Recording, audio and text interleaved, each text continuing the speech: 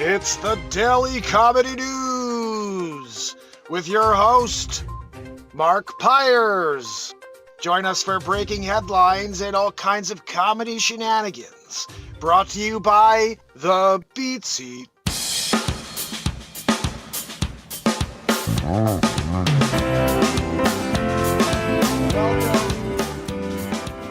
Welcome and good morning. Go in the lottery. $1 billion lottery.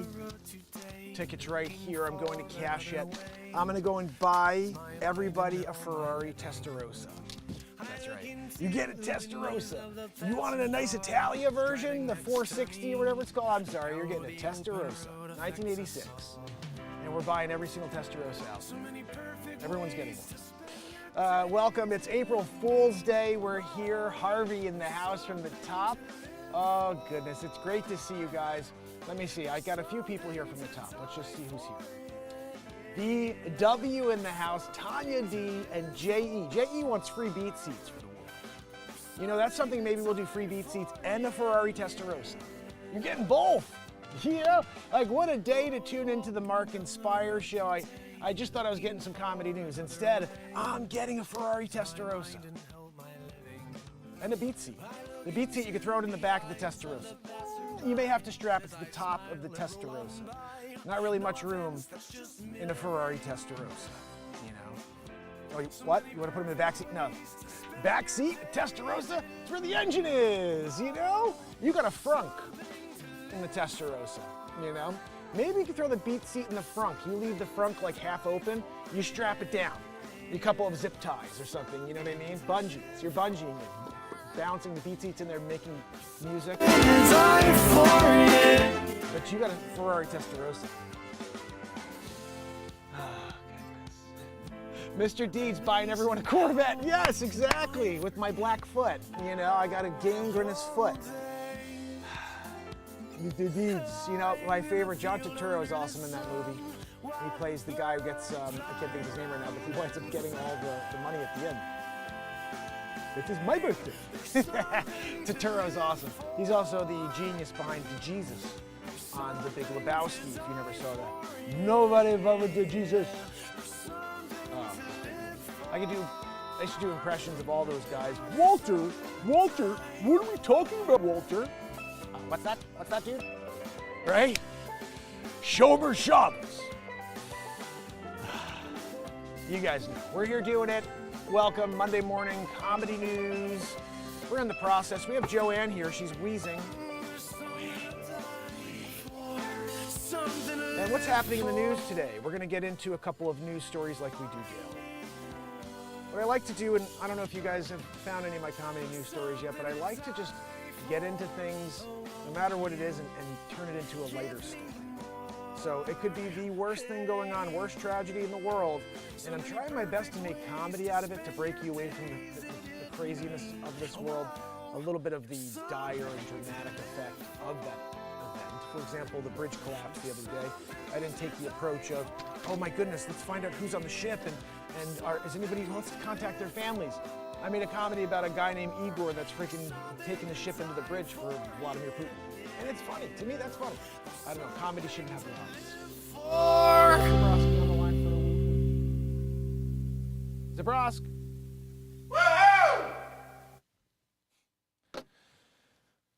When you got a woohoo guy, everybody else is like, I don't know what to do. I'm going to put on a show, and you don't have a woohoo guy.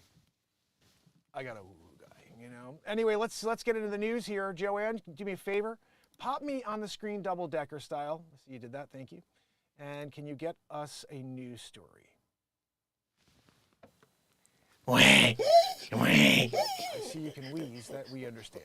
We're with you. Oh, gosh. So, guys, first story of the day, the phone call Jonathan Taylor Thomas and his mom, his TV mom, Patricia Richardson, received from Tim Allen saying that they had a home improvement reboot discussion. I remember I used to love that show. With the guy next door over the fence, you could just see his eyes. Right? I think it's the same show. And Jonathan Taylor Thomas. Guys, I remember I did a bit last week about Jonathan Taylor Thomas just wanted to be Christian Slater, who clearly just wants to be Jack Nicholson. Hi, I'm Jonathan Taylor Thomas. Well, I'm Christian Slater. Yeah, well, I'm Jack Nicholson. It's like we're doing it all. Like they're all just one more chapter, one more generation in. Like if they were doing a movie about Nicholson's life, I'd hire Slater to be him in his mid-40s, mid-50s. I'd hire Jonathan Taylor Thomas to be in the late 20s, early 30s. Oh, what's that? Yeah, it's Jack. No, it's not. You're Jonathan freaking Taylor Thomas. You know? He gets away with it, though. Everybody's like, that's so genius. That's so genius, that voice that little 12-year-old has. What's that? Yeah, I'm Jonathan Taylor Thomas. You're like, okay, we get it. Christian Slater's your, like, father or something. You know, kind of looks like Christian Slater's kid, right? I'm looking at Jonathan Taylor Thomas here, and I'm thinking to myself, Christian Slater's love child, you know? Like, he did a Bang Biggity Boo. He's there. Jonathan Taylor Thomas's mom, she's like, I love Christian Slater. He's like, yeah, well, come on over, gleaming the cube. They're gleaming the cube together. All of a sudden, Jonathan Taylor Thomas is born. He's like, Mom, you know my favorite actor? She's like, Christian Slater. He's like, how'd you know? She's like, I don't know. Not really sure. I'm not sure how I knew that Christian Slater was your favorite actor. Perhaps because you've seen all the posters on the walls, you know, your entire life. Because I live and breathe Christian Slater because he's your papa. You know? Oh, goodness. You know, sometimes when you're in the process and Jonathan Taylor Thomas takes over the show. What's that? Yeah, I'm doing home improvement too. Oh, you are? Is Christian Slater going to be your dad this time? And now maybe like Tim Allen's just the grandpa or something? Hey, Jonathan, it's me, Christian, your dad. Of course, Nicholson's just pissed, you know, because everybody's trying to be him. He's like, can't I have some peace and quiet being me? Right. And everybody's just like, Nicholson, no, you have and now you have to wonder now.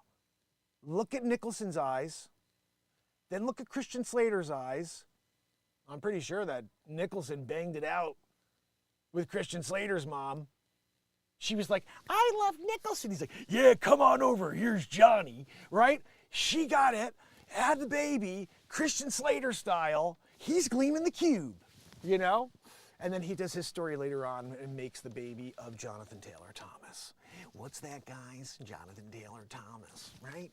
Yeah, we're doing home improvement again. He even does the same mannerisms as Christian Slater. He's like, right? Yeah. And it's like almost Nicholson-ish. I mean, almost De Niro-ish. Where he's like, you know? You're like, what's that, De Niro? He's like, we get it. You're the same guy in every movie. I love that when people think Nicholson, De Niro's a good actor. I'm like, okay, let's put De Niro up. Like every single character of De Niro up, besides Raging Bull, everybody else is the same. Like, okay, gangster, gangster, gangster, same De Niro. I'm like, that's the same guy who goes to get milk. Is it 2%? You know, you're like, I don't know, De Niro. I'm not sure if it's 2%. Why don't you go and start a film festival or something, you know? Goodness. You know, guys, sometimes you're in the process.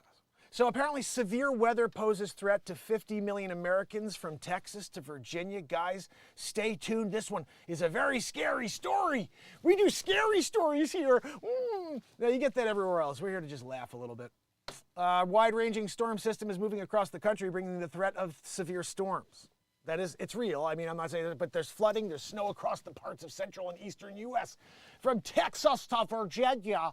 The potential for damaging weather ramps up on Monday, with over 50 million people under some threat of severe storms in states including Texas, Oklahoma, and Missouri.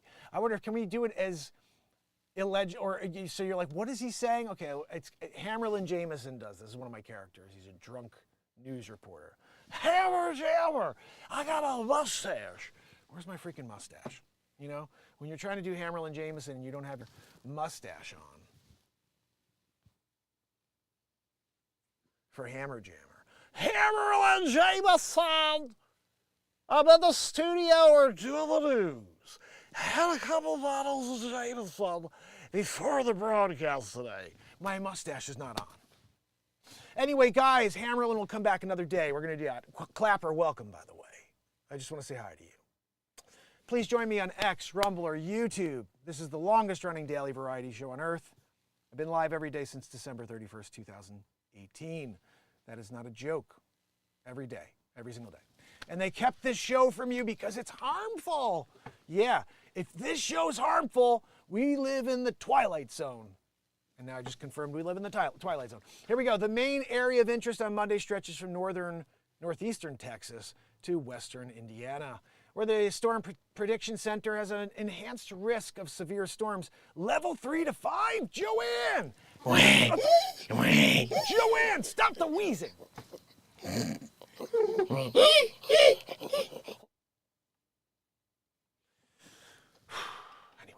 thank you, Joanne, for keeping it down. We're trying to do a news story here.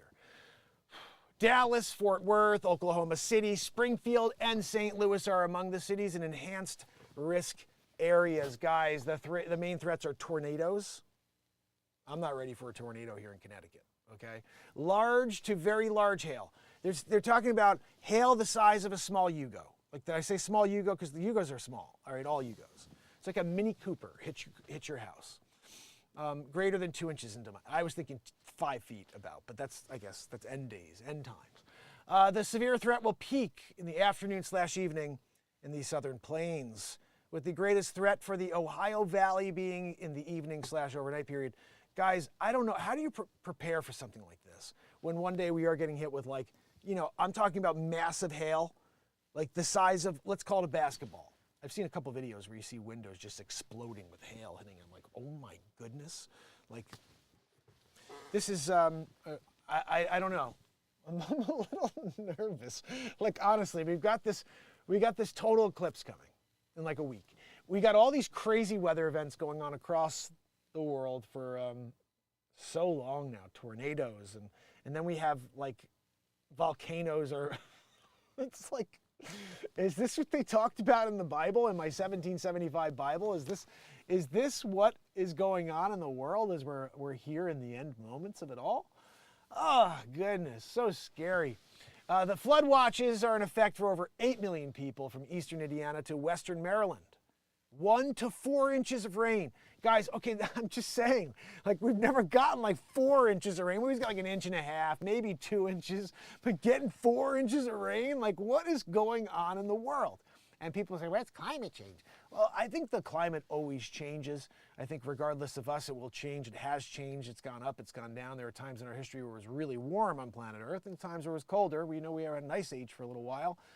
But if you, again, this is kind of just talking out of a scientist I tuned into who discussed this, but 750,000 years ago, there was a moment in time where CO2 tracked the heat index. So basically, as the heat went up, the CO2 followed.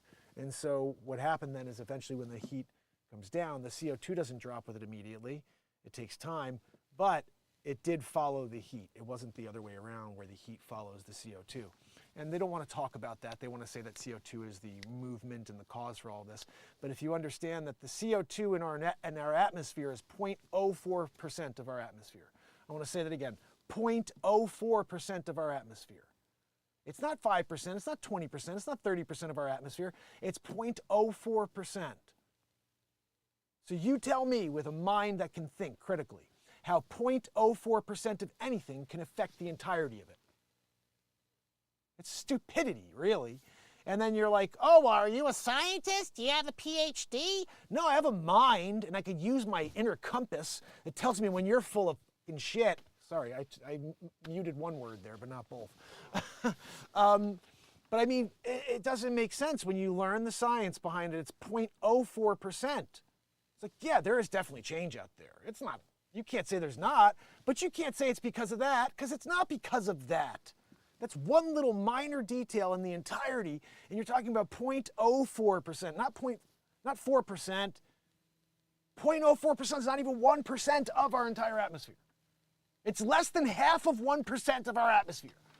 Oh, guys, it's the CO2. The CO2 means nothing. It has to be a bigger part of our atmosphere for it to mean anything at all. You don't know what you're talking about, Mark? Oh, okay. Show me how 0.04% of anything could do anything in any scenario in life. I'd love for you to.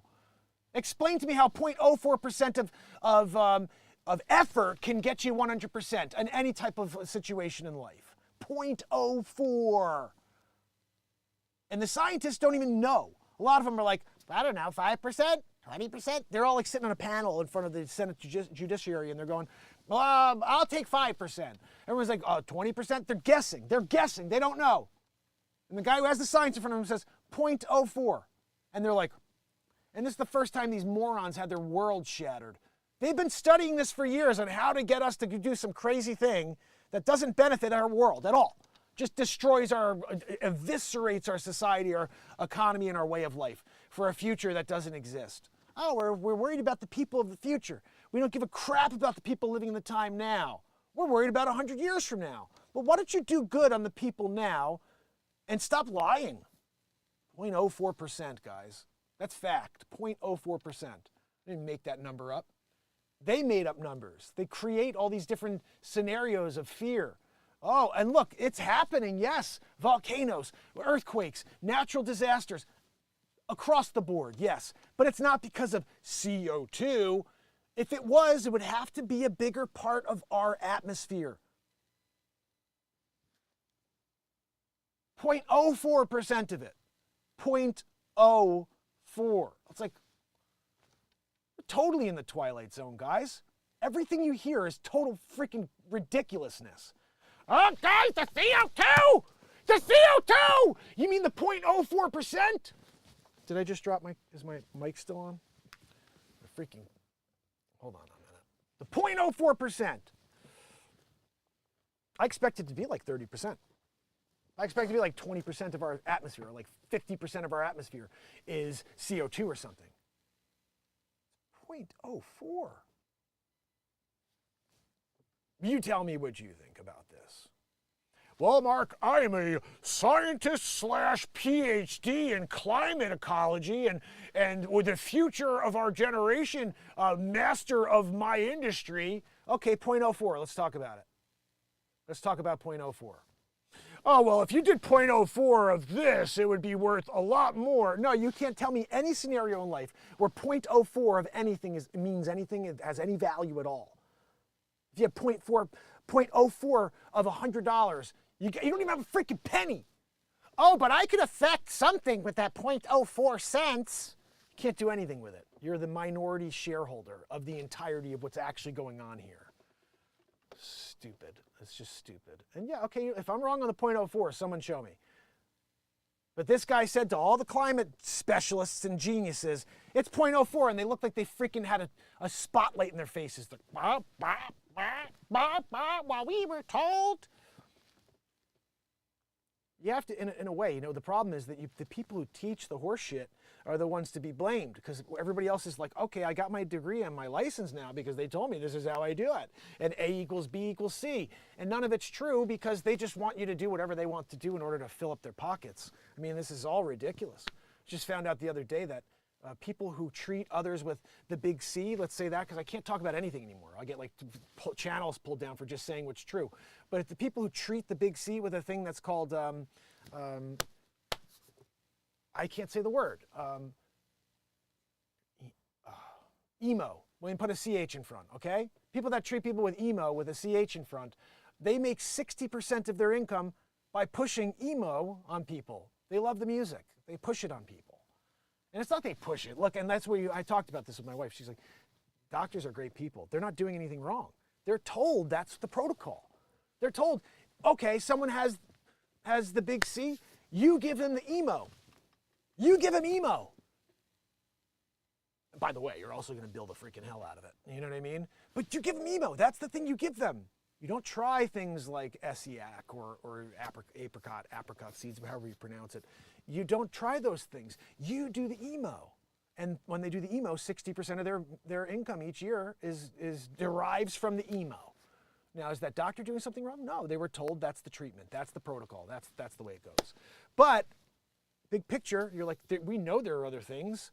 I had a guy on here that had something that worked. And they had him freaking, called him a whack job, a quack. He got busted. He was in jail for helping people and saving their lives. A senator in the United States had their lives saved, and then they went to the FDA. And they said, no, we can't let people get this.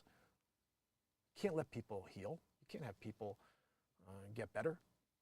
They have to, they require treatment, guys. They require our treatment. This show is sponsored by Flower. You know, guys, it's like everything. Now you're going to notice that every time you tune into anything, you're like, oh, this program is sponsored by Pires. Oh, really? Dr. Weasel Frog? Anyway, we're into it today, aren't we, guys? We're into it today. Is this really the news or Yahoo playing the April Fools? I'll tell you what, this is me playing the April Fool today. Oh, goodness. They ruined the legacy Bam Margera doesn't hold back when discussing his issues with Johnny Knoxville and Jackass Director. Should we read it? Bam Margera fell off. Like, I mean, I used to watch that show. I'd be like, that dude's a whack. He'd walk into his parents' room and like beat the hell out of him. I'm like, what the freaking heck is wrong with this guy? I actually would prefer to see this. I was a huge fan of Gene Hackman. He's still alive. That's Gene Hackman, guys, at 94. Wow, he doesn't even look the same. His face is gone. This is what happens to us at 90 in our 90s. Look below. You can see 2003. This is 21 years ago. Normal looking Gene Hackman, nice full face. He must have been 71 at that point, 72 at that point, 73. And then right here, 94. Oh man, he's just like skin and bones at this point. He reminds me of like that. I mean, you've seen this guy a million times before in like an old TV show. That old geezer at the end sitting at the freaking gas station, you know, smoking a cigarette, telling you about the old days. That's Gene Hackman here. Actor Gene Hackman was seen out on a dinner date in New Mexico on Thursday using a cane to walk and holding the arm of his wife, Betsy Arakawa. The couple dined at Papadow's Seafood Kitchen in Santa Fe, where the legendary actor has lived since the 1980s. Earlier in the day, Hackman, who turned 94 in January, was spotted grabbing a cup of coffee and an apple pie from a local Speedway store. There he is. Just doesn't even look the same. Like, I would not know that's him. I'd be like, I'm here to take photos of celebrities and actors. And then I'd see this dude. I'd be like, oh, that's the geezer who tells stories over there at the mobile. No, it's Gene Hackman. That's freaking Hackster right there. He's so good. What a great actor he was. I mean, he was an enemy of the state. He was Lex Luthor. Lex Luthor! 94. It proves that he could not find his way to live forever. I know that was one of his things. Trying to figure out the fountain of youth. Wasn't that a Lex Luthor thing? I don't know. Anyway, there he is. Wow, guys, look at this. This is crazy. Man. You guys have to head over to YouTube, X, or Rumble to see this of the news stories over my shoulders. There's his apple pie. I thought it was the cigarettes. He's going to tell the story over at the bench, the mobile bench. You know? That's what Gene does now. Oh, look, there's Old Man Hackman. Telling the old story about the enemy of the state, you know? And this guy, Will Smith. They were setting him up, you know? I brought him to my Faraday cage. We worked it out, you know? He cleared his name. What was his name in that movie? Brinks? I can't think of it right now. He's so good. Hackman. Man, I missed that guy. He was in the Birdcage? I don't remember him in the Birdcage, but I don't really remember that movie, to be honest. Hoosiers, right? The French Connection, Unforgiven. The dude did a lot of great work, I have to say. And, you know, 94. Look, there he is with a bunch of dudes. The Royal Tannenbaums. That was a crazy, silly movie. I liked that movie. Ben Stiller. Look at freaking Stiller with his goofy kids. They all have that same goofball haircut. I love it. Oh, look at Owen Wilson's brother. What's his name again? Luke Wilson with the headband. I love it. What a great movie. You know what? I think it was a terrible movie, but I don't remember. I just remember there's a lot of goofy scenes. And I think this setup here with the Adidas outfit is freaking awesome. Look at that. Hacky. Haven't seen the film since first screening in the dark, tiny viewing room. I don't know what he's talking about, but anyway. He had a career, guys. 94. You got to give it to good old Gene Hackman. Head over to YouTube, X, or Rumble, my fam on Clapper, if you want to see these stories. They are right over my shoulder. And then I release them here. You see my news stories here on Clapper. But they start on YouTube. They're live. I don't have a script here. Never have, never will. This is 1,918 days in a row live. It's a stupid thing that I'm doing this streak. But I keep showing up, 1918 in a row. We are just 82 days away from 2,000 days in a row live. So I hope you guys will continue to join me as I show up twice a day, morning at 9 a.m. and then after 9 p.m. every single day of the year. It's funny, I had a great guy, Zando came on yesterday, and he was on at the night show. And he goes, hey man, I've been seeing you grinding, you know, and I just want to say keep it up. The music's great. How long you been playing guitar? So, because if you guys don't know this, I write music. I invented this drum right here. It's called the Beat Seat. It's the only drum in the world for guitar players. And he said, how long have you been playing? So we were talking for a few minutes, and he said, finally, he goes, you know, what time is it for you guys? Because I said it's 9 and 9. He goes, it's what time is it for you guys right now? It's 3 in the morning for me. I'm in, I think he said he was in, he's in Scotland. And so I was like, oh, it's like 10:30, something like that. So basically I was like, I think around 2, 3 o'clock in the afternoon is when I'm on the morning for you, which means that like 2 o'clock in the morning I'm on at the night time. So the midday show may be best, which is right now. I'm not sure if Xander will join us right now, but it meant a lot to me for my concept to come full circle, where I thought to myself, I've been doing this night show for 5 years in a row every day at 10 o'clock in the evening. And there are people in the world who can never join that show. They're sleeping during that 10 o'clock show. And then the next day, there's 500,000 other people creating content, and they're never finding that show I did the night before, and the show wasn't growing. So I said, I need to do something different in 2024. Let's try a show in the morning and a show at night, so everyone on earth can join the MarkinsPires show for one of the shows every day. And my theory here is that if we have a place, a free and open space for us to connect, where there's comedy, live music, and nothing but high energy positivity, then we can build this out into the most powerful platform on planet Earth. And it's here twice a day. It's just on you guys spreading the word, you guys joining and being a part of whatever I'm doing here. Because I don't have a script, so I don't know where I'm going in any moment. I'm just gonna keep bringing fire. That's my goal, is to continue to do whatever I did yesterday, which, by the way, last night's show was awesome. But today I have to go here, you know? And I'm already thinking about taking out the explosives for tomorrow's show in the same second. So I'm never happy with a great show. I have to do better the next day. And this is why my guitar playing continues to get better. This is why my songwriting continues to get better. And the comedy news stories keep getting better. And I'm bringing my impressions in and all this stuff. At 11 o'clock today on YouTube and on Rumble, you can watch the P. Diddy and Usher analysis, let's call it that. But basically, it's a Comedy Central roast. It's freaking hilarious. 20 minutes, 21 minutes, I think it is. It's about Usher and Diddy. It's about Bieber and Diddy. There's like 5 minutes of me doing celebrity impressions. The Christopher Walken and Owen Wilson was so good during this bit. So make sure you're there. It's 11 o'clock today. I'll be premiering. I'll give you guys the link here on YouTube if you guys head over. You should be able to see this on YouTube, Twitch, DLive, etc. when I post this link. Let's see. Just so you know, the title is Diddy's Custody of Usher at 14, the comedy news breakdown.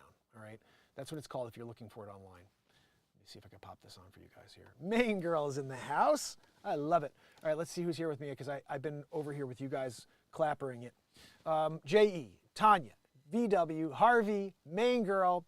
It's so good to see you guys. If you are able to share, please hit that like if you can. That helps us. And remember, again, we're doing this twice a day. Here we go. Back to the news. Oh, look at that. Elgato. I got Elgato right there in the moment. It's perfect timing. Oh, shoot. Hold on, guys. Gotta give me a minute here. Give me a minute, please.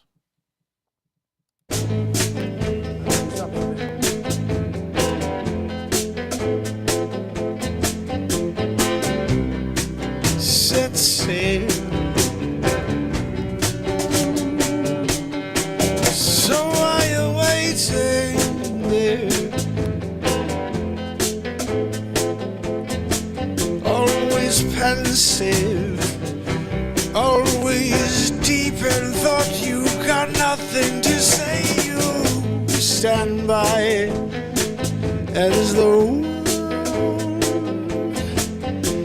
it deteriorates around you. You stand by and you look in the mirror.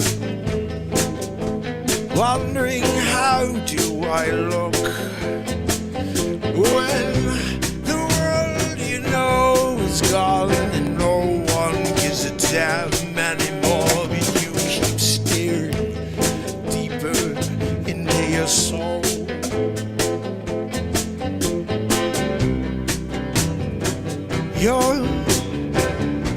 You're closing yourself in, so why are you waiting? Why are you standing by? Yeah, you don't have time, no. Why are you waiting? Why are you standing by? Gosh, I love that song. Not sure if it'll go on the next album or not, but I just wrote it a couple of days ago. Here we go. Back into the news. What do we got, Joanne? I don't know what we have. We're trying to find anything and everything, okay? Okay. Giselle, who cares, right?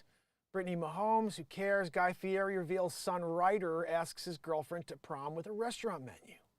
Such a romantic, you know.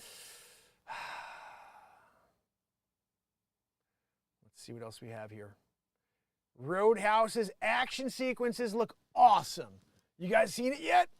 I didn't. I'm not going to watch it. I don't freaking watch TV or movies anymore. I am the TV. I am the movie. This show is the movie. I have no interest in going and watching other fabrications. This is a live moment taking place. That's the way I like to do it. You know what I mean? Fail, succeed, whatever. It happens live right here. Oh, I want to go and watch Roadhouse. Go ahead, go watch Gillenjaw. You know what I mean? And you get into it. FTX founder Sam Bankman-Fried speaks out after sentencing. I'm haunted. Every day I think about what I've lost. Yeah, like $9 billion of people's hard-earned money. You did that. You're awesome, Fried. As Curb Your Enthusiasm nears its final episode, Larry David hits peak LD when asked about net worth. None of your fucking business, he said in response. This is Larry Davidism right there.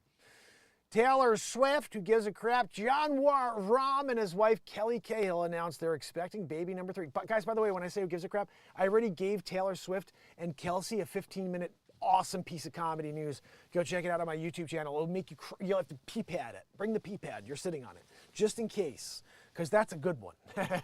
That was a good one. She had these like zippers on his stupid legs. And I was like, do you have eyes in your thighs? It was hilarious. It was a funny bit. You got to go back and find it though, because I drop a lot of content. Anyway, Diddy's son King seemingly addresses Homeland Security detainment during house arrest. His son's name is King. Guys. Former South Carolina football player rescued after 11 hours stranded at sea on a kayak. That's kind of scary stuff right there, right? Stranded, 11 hours at sea on a kayak. How did you get that far out there, buddy? I was a quarterback at Florida, whatever the hell USC, at Southern Carolina football. Like you got the Yankee hat on though. No, but you know, he still thought he was strong enough to go. That doesn't even look like, oh, I guess that is a kayak. An Alabama man and former college football player is recounting the harrowing kayaking trip that left him stranded at sea for 11 hours. On Friday, former University of South Carolina quarterback Chris Smelly spoke to local Alabama Fox station WBRC, they call it the W Brick over there, about his fishing trip on Thursday that turned into a missing person case. According to the affidavit affiliate, this is what happens when you read the news live. You know, you're reading words on an angle, and you're trying to also go back and then get it right, you know? Smelly, 37, took his kayak out off the coast of Grayton Beach, Florida, at about 8:30 a.m. Thursday morning to do some fishing. To sow some fishing? You see this, guys? I want to just point this out. This guy over here, this is People Magazine, Charlotte Phillip. Look at what Charlotte Phillip says over here. Thursday morning, to sow some fishing? To do some fishing or to sow some fishing? Which one were you doing? Are you sowing some fishing? I got to sow some fishing. You're going to sow some? What does that mean? I don't even understand what that means. You're going to sow some fishing? It's so? Like, I don't even get it. You're going to do some fishing. However, he hit some strong winds after a few minutes and quickly found himself 7 to 8 miles off the coast with seemingly no way to get back. That's scary stuff. You're like trying to go against the tide and against the wind, and it's just pushing you. Oh, that's scary. I'll tell you, I was the first guy to buy a drone in Fairfield County as a realtor. I'm a realtor. That's what I do for a living. And so I brought this drone up. I used to have agents hire me to do their drone work before everybody bought their own drones, which is what my wife told me would happen. But I was the first one to do it. And I was on the news for about a year because I figured out involving this and incorporating it into my real estate business and offering it for free to my clients, and it became a story. Well, long story short, I'm doing a property right on the shore, and it happened to be a really, really windy day. And I was like, I'm good. These drones are powerful. It's 4 propellers. I'm good. So I fly my drone out there, and I always tell people, anybody could buy a drone. Yes, because my wife said, you're going to just tell people to buy a drone by doing this. And I said, yeah, but people don't have an eye. You need to have an eye. You need to have an artistic eye if you're going to buy a drone. You don't want to just buy a drone if you don't know how to shoot the right angles. And so I explained, like, for me, before I even shoot a house, I already know what angles I want. I'm from the ground seeing every single angle in my mind, how it will look, or what I think it will look like from that angle. And then I just move the camera and my drone into those spots, snap it, and I'm done. I'm out of there in 5-10 minutes because I've already mapped out the property in my mind artistically as I drive up or whatever.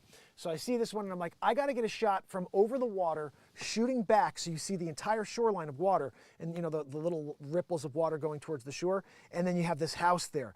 But I don't want to have it so high up where you're looking at a roof. I like to be like 70, 80 feet off the ground, so you're just looking right at the back of the house there. And so I got this shot, perfect. And I'm sitting back, I'm like, all right, let me bring my drone in. I start pushing it to bring it in, it's going further away. And like the weird thing about a drone, if you guys don't know this, is it's like a helicopter. Left goes right, right goes left. So if you don't have the orientation correct, you can really screw yourself up. And because I'm spinning all the time, sometimes I do miss the orientation up. So I'm like, oh, maybe I'm just pushing the wrong way and I'm telling it to go away from me. But no, I wasn't. I went the other way and the thing goes, shoo, and it just starts going like way across the sound. And I'm like, oh my goodness. So now I'm going back because I know that's not right. I go back to me and it's being pushed away. And I'm like, I don't know what I'm supposed to do here. So my first thought is this is gone. My $1,500 drone is going into the water. I'm never going to see it again. And I'm thinking about how I'm getting hired to do this to get paid, that maybe I could put that money towards a new drone, but now I can't get paid because that memory card is on that freaking drone over there over the water. And so I start, in my mind, I'm like, look, and the battery's getting low. This is the other thing. These batteries are terrible at the time. This is like my first drone. And so I start thinking to myself, let me try to bring it down as close to the water as possible and get it away from the higher gusts. And as that's happening, I'm keeping it throttled all the way. Now the motors are saying overheating. And I'm like, this thing's done. So I just let it go for like 5 seconds and the thing's just taking off. And then I just kind of go back to it slowly. And then I don't know what happened. As I was bringing it down and kept pushing it this way, it slowly started to decline and come down under whatever that wind was, that crazy gust. And after about 7 minutes of working it down, I was able to get it to me without losing it. But I'll tell you, it was one of the scariest moments because when you have something like that that's got value that you really need for your business, and you're watching it potentially go up in flames. You're like, no! And so just this idea of you're like, look, I'm a kayaker. I was a former football player. I could go out there and kayak in a little wind. I'm good. And all of a sudden, it's not just the wind, but now the entire motion of the ocean is moving you away. And it's like you don't have the strength to fight against that. And that's what happened here to Smelly. You know, he's smelling it up too, I'm sure. You know, in that kayak here. You know, actually, it looks like it's an open kayak, so he wasn't too smelly. Just his name was smelly. My body was sitting up tall. It was basically just a big sail. I was giving it everything I could, and there was a long period of time where I was at the mercy of the wind. Smelly's wife began to worry about him after he didn't return several hours later. The Walton County Sheriff's Office called in the Coast Guard to help search for the former quarterback. We're at the beach a lot, and I've done a lot of fishing. I'm real comfortable in the ocean. I wouldn't say I'm necessarily scared, but there were some times where especially the sun started going down, I'm getting freaked out thinking there's sharks. They're coming to take me out, former quarterback, you know. I had just caught a fish and was preparing to clean it and give some energy to try to keep paddling when the rescue helicopter pulled in. So he had caught a fish. He was ready to eat that thing raw. You know, when it gets bad and you're out in the ocean, you're just chomping on salted meat, you know, on the flesh of whatever fish you can grab. You know, barracudas, anything. You're just chewing into it. The barracuda's trying to bite at you, and you're just chewing on the back of it. Coast Guard helicopters located Smelly, brought him back to the shore, gave him a quick medical evaluation. He wasn't dehydrated or injured, only sunburned, still smelly. He was the head coach of Silicuyaga High School in Alabama, said his wife, and won't let him forget the incident anytime soon, especially because he tried to go out fishing again the very next morning. Honey, I'll be back. But it's strong winds today. I got it. What do you don't think I can handle it? No, you freaking moron. You were stuck out there yesterday for the whole day. We had to send out the Coast Guard. Don't you remember? You were about to eat a barracuda. At first, she was a little upset, the barracuda thing, you know. But he went out, no phone and no life jacket. What? Okay, so he went out with no phone and no life jacket on this mission, and that's why, thank goodness, his wife was smart enough to call the Coast Guard. She's like, dude went out without a life jacket. Dude went out without a phone. It's been 12 hours. I could use assistance here. I was going to do smoke signals, but I realized he can't respond to the smoke signal. So, like, what do we got? Anything else here? I think there's really nothing else because I have to actually walk my son over to the dentist. So I'm going to have to wrap this up right now. But let me tell you something, guys. I'm giving you this link one more time because today at 11 o'clock, Diddy, custody of Usher, it happened. We're talking about it. It's a comedy news story. I don't think I can give it to you guys here on Clapper, but if you could do me a favor and head over to X.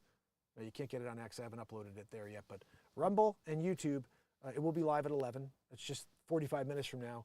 It's 21 minutes long of straight up, so funny. I mean, it's like this, it's like getting in the mind of Diddy being a scumbag and making fun of it. And then like this whole like L.A. Reid sending Usher to Diddy's house as a 14-year-old, and like that whole conversation that probably went down. And so like it's all these like joking scenarios that I know people are going to be like, well, there's nothing to joke about. Well, you know, there is, okay? This is something that's rampant in that industry across the board. And if we can't make comedy out of the insanity, we are in a messed up world.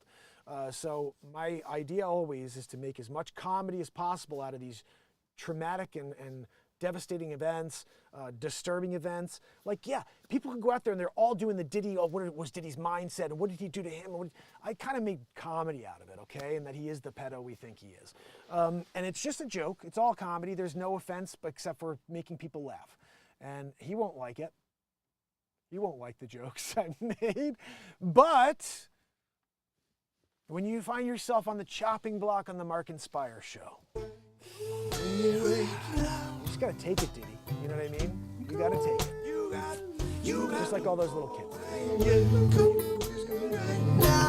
You know, that's the thing that bothers me most is like, there's one little conversation I heard between Usher and somebody else, and he said that he was told as a 14-year-old, if he didn't do this, if he didn't go and let Diddy be his legal guardian, that he would never make it in the music industry. Essentially, that they would blackball him. They would never let him make it.